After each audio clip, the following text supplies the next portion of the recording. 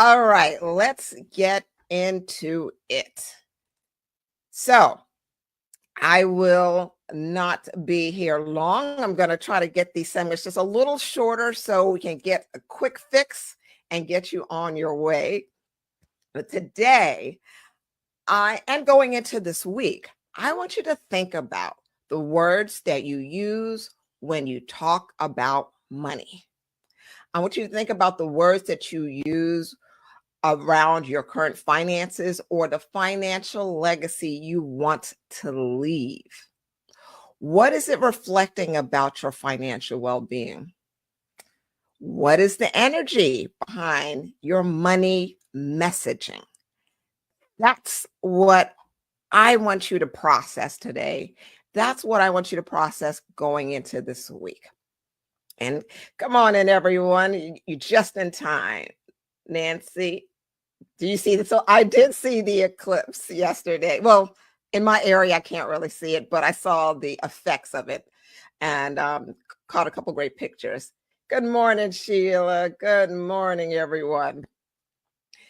So, yes, the conversation around money we are having is about reflecting on the words that are coming out of your mouth. And this conversation was inspired by a show that my husband and I have been watching called Shogun. Yes, it is a show that I've been just a little bit obsessed with lately. It's a really good show. Let me know if anybody else is watching it or has seen any version of it. And just to provide some context, it's loosely based off of a true story of an English sailor who finds himself shipwrecked in Japan in around the 1600s. So there was a novel and there was a show, I think in the 80s. And now 2024, this is the new remake. So this English sailor is shipwrecked in Japan and completely unfamiliar with this culture. He ends up in the middle of a political war among some powerful Japanese rulers. And then eventually this English sailor becomes the guest of one of the rulers, and the ruler provides them with a Japanese translator along with a house and servants. So now this is where, and what I'm going to share now is what led to this conversation, because it was a scene or a series of scenes in a particular episode. And yes, Sharon says it is the 80s. Yep, 80s and a movie. So my husband and I were looking at a couple episodes ago. And in this particular episode, the Englishman was really trying to do his best to give instructions to a servant without his interpreter being around. So he was insisting that no one touched this exposed piece of meat or animal that he was saving for a meal or whatever he was saving it for. But he left it out and he told the servants, do not touch it. And they were kind of struggling to understand him. So in an effort to communicate this instruction, he just kind of pretty much says, touch it and you die. And the little broken Japanese that he didn't know, it was saying, touch it and you die. So in this 17th century Japanese culture, words have strong meaning, and they chose their words wisely. I want you to pay attention to that. So eventually, the meat that was not to be touched had to be removed due to the overwhelming odor that was resonating throughout the house. And because of the English sailor's choice of words, the person who chose to remove that piece of meat had to be put to death and was willing to do so because of their sense of honor in that culture. It had to be done, and he volunteered to move it, and he was killed. So once that happened, the English sailor was distraught. He was just, for him, it was just a figure of speech. Something you just say, you touch it and you die. I know we use it all the time. We just say things like, man, we say like, man, you're gonna die, and it doesn't really mean anything. Well, he didn't understand how he could allow a man to be killed over something so petty. Like, how could this culture just allow something like this to happen? So he and his interpreter like, arguing and going back and forth, and he was trying. I could have felt bad for him. Like, he's trying to wrap his mind around these people and this strange custom, and he yells at her. It meant nothing. It meant nothing. That meat that was not to be touched meant nothing. It meant nothing to him. And that's when the interpreter turns to him and says, your words gave it meaning. That piece of meat meant nothing until his words gave it meaning. And his words gave it power. And in this case, power over someone's life. And when I heard that, and Daniel, I know you're watching it too, so you know what I'm talking about. And when I heard that, that hit me like a ton of bricks. It's like I was watching that scene and I was just so in it. And you could ask my husband, I was just like, wow. First of all, kudos writers, because it was just it was such great dialogue and a great scene. But it was so impactful because it was true. There's a biblical proverb that says that death and life are in the power of the tongue. And in this Western culture, we're used to using words without thinking about its meaning. Instead, we learn to pay attention to what's behind what people say, right? We think about the tone and inflections and their actions. And we do this to determine if someone is serious or not, because we don't know. We can't tell by their words. And we're even trying to determine whether someone is genuine or real. We have to try to figure it out. It's like coded. But that's not the way it always was. It's true today, as common as it was in ancient world and in other cultures. Words have power, whether we realize it or not. And I want you to type that in the chat. Words have power, because that's what I want to reinforce with you today. Your words, before I move on, go ahead and I'm going to see it in the chat. Words have power, okay? Your words and your language have energy behind them that shape your financial beliefs, that drive your money behavior, and that shape the world around you. That's what our words, that's what our language create. So I ask you again, what are the words that you use when you talk about your money? When you talk about your current finances or the financial legacy that you want to leave? What are the words that you are using? What is the language you're creating?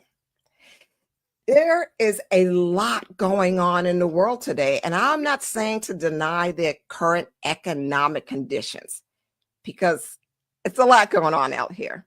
We can see, if you're paying attention, you can see that there are aspects of this economy that are not ideal.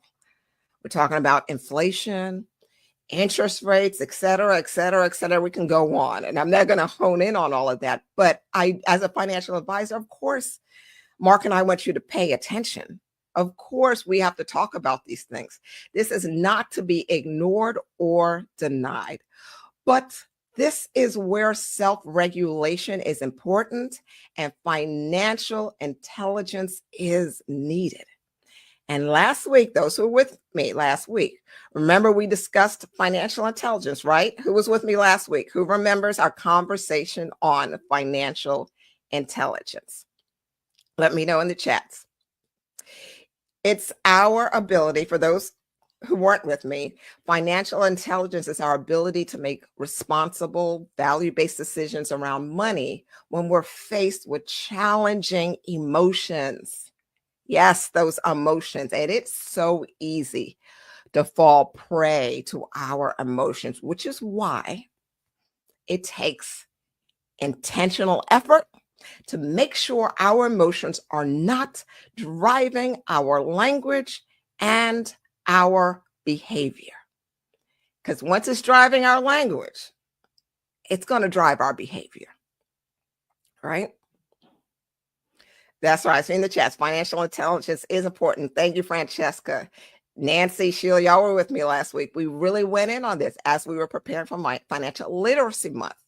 Financial intelligence is the thing that helps us overcome the overwhelming emotions that impact us, that come at us with our finances times. So the words that come from your mouth have the power to shape your legacy. Point blank, period. So this is why I challenge you. No matter what is happening externally, and like I said, there's a lot happening externally. No matter what you are feeling, acknowledge it. Acknowledge that there are financial situations to be addressed. We have to. No burying our heads in the sand. It's there. We have to deal with it.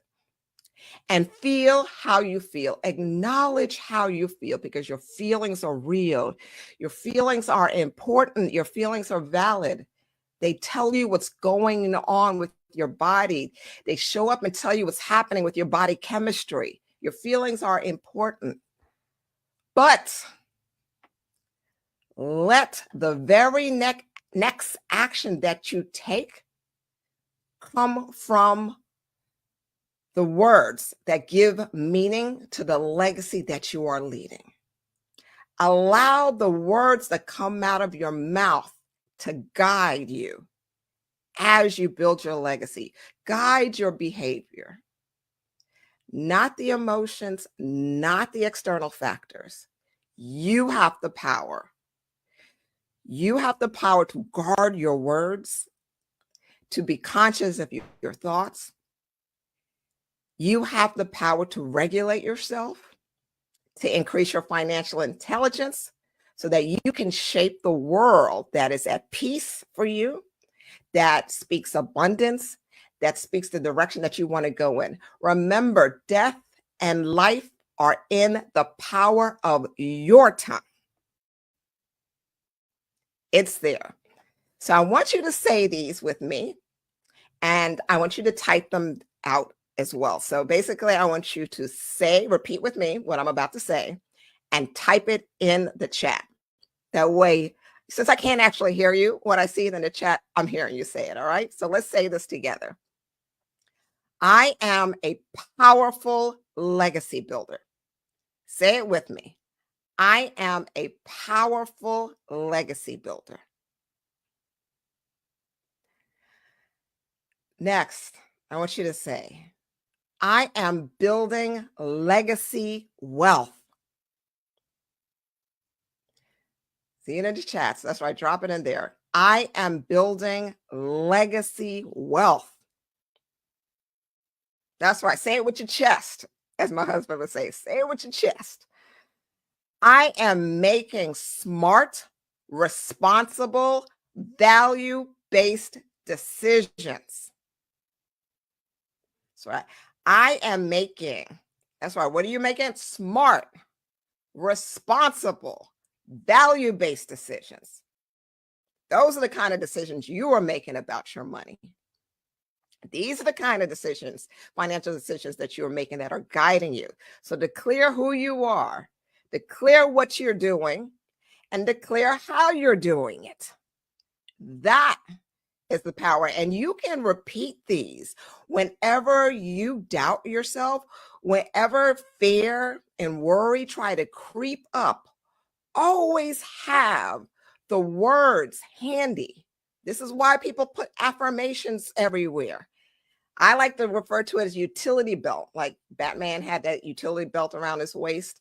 And whenever he was in a situation, he would just grab whatever tool or device he needed to get him out of trouble. This is how we regulate our emotions. We have to have the words handy.